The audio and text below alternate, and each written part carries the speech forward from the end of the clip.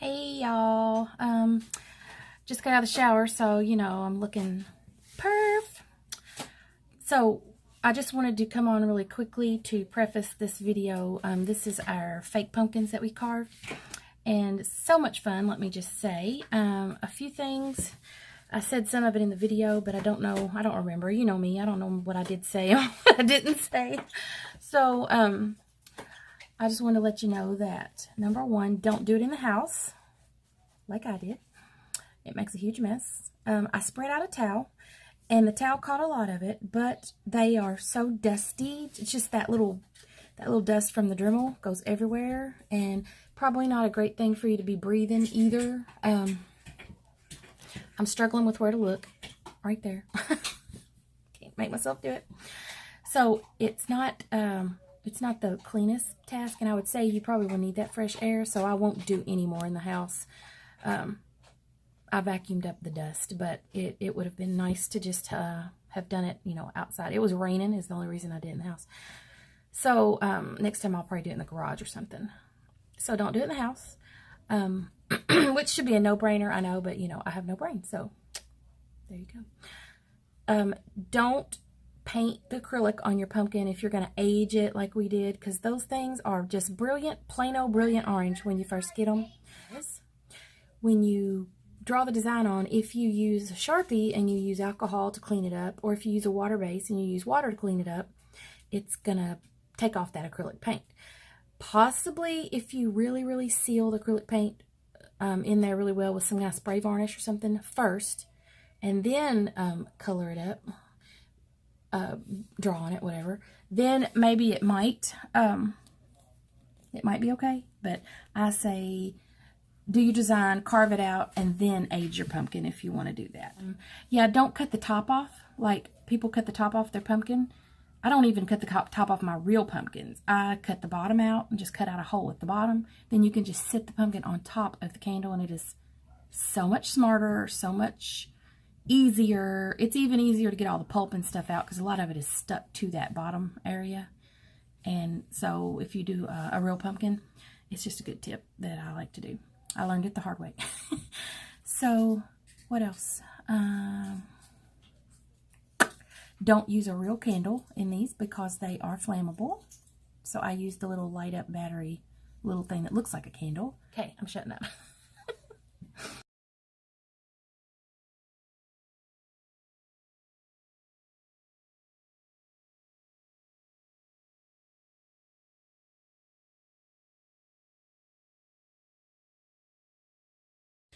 Hey guys, carving these fake pumpkins. This is just a foam craft pumpkin that Kennedy and I aged. This is actually Kennedy's pumpkin that she aged all by herself. Yeah, it's mine. It's yours. Yeah, it's mine. Let me see if I can show you. Hi! She's over there coloring and drawing and using stickers and whatnot. My camera is precariously perched, so it's kind of wonky, but we're going to hope it works. So I'm going to try to figure out how to get rid of the sound on this video, because I'm actually going to use my Dremel on this, because I have found that is super fast and easy. We can rewrite them. Dremel. I wish I had the kind that was smaller like the nail technicians use. That would be making this a whole lot simpler, because this is a little bit heavy, and I have arthritis, of course, in my thumb, and it really hurts to balance it right there in that joint. But enough about my aches and pains. We've made a whole video on that, so we'll move on. So this is just a little heavy for me. So if you're going to do something that's going to be time consuming, like I plan on buying more of these pumpkins because I've really enjoyed this. And hey, I don't have to mess with pumpkin guts. I know they're going to be last forever, and I'm never going to have to buy pumpkins again.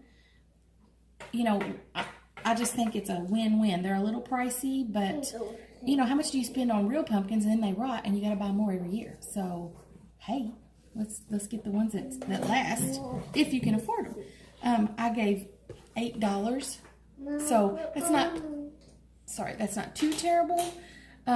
But it's kept me from buying them all these years, and I was like, you know what? I never buy them, and this year I'm just gonna. So it's not a ridiculous price, but you know, if you go to the pumpkin patch and buy pumpkins, forget it. They are crazy expensive. But I never buy my pumpkins at the pumpkin patch because I'm frugal, and I always just get them someplace like Walmart where they're way cheaper. But the bigger pumpkin was $12, and this smaller size was $8. You may be able to find them cheaper than that somewhere. And if you buy them at the end of the season, then definitely you're going to be able to get them a whole lot cheaper. You draw it on here, draw it with something besides Sharpie, because the Sharpie I used on my other one, I already did one. I used alcohol to take it off, and it leaves a little bit of a stain, so you can see that. Like, most of it you're going to cut off, so it doesn't matter, but like, see this part? This will stay, and that little line right there is going to be stained. I can get it off somewhat, but it'll still be a little stained. So if you care about that, don't use a Sharpie for this part. Use like probably a water-based marker would work for this, and I don't think that would stain. I didn't try it though. But it's not a big deal because at Halloween, it'll be dark and these will be lit up and you won't see it anyway. So here we go.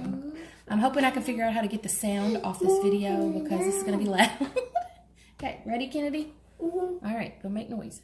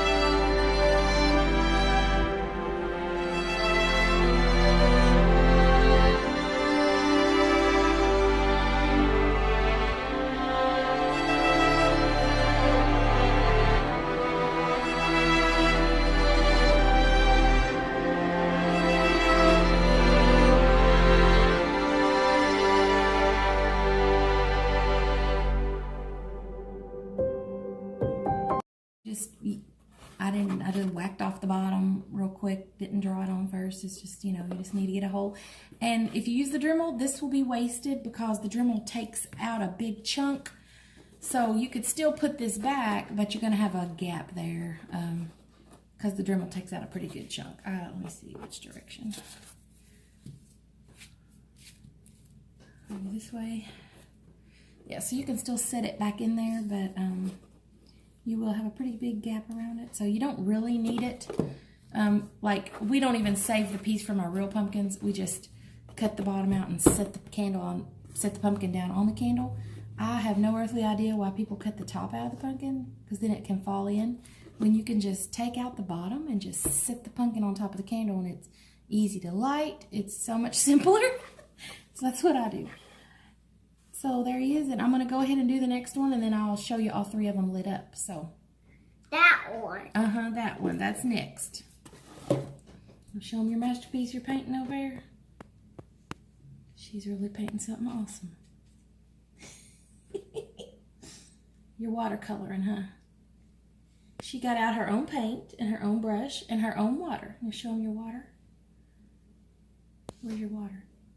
Yep, see, I use a spray bottle to spray my watercolors, and it works real well. Nice. My finger's in the way, but oh well. All right, y'all, here's the final product of our 3 pumpkins. And look how interesting that 2 of my little candle, they're the little battery operated candles.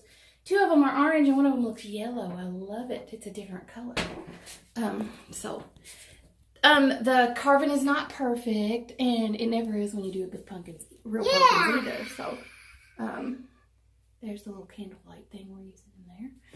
And as I said, all we did was carve a hole out and just set it on top, and it works so much easier. And sit it on top. That's right.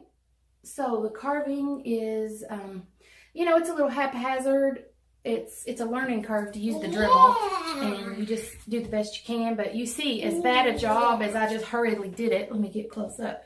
See, I mean, some places are not great, but when you look at the final product, who cares? It looks awesome. It looks really awesome. There I am. Hi, I'm back here. We had to come in a bathroom because that's where we have no light, and you can see them really well. But I love how one of them's yellow. Ooh, spooky. I want the yellow one. Are they spooky? I want the yellow one for Christmas. For Christmas? You mean for Halloween?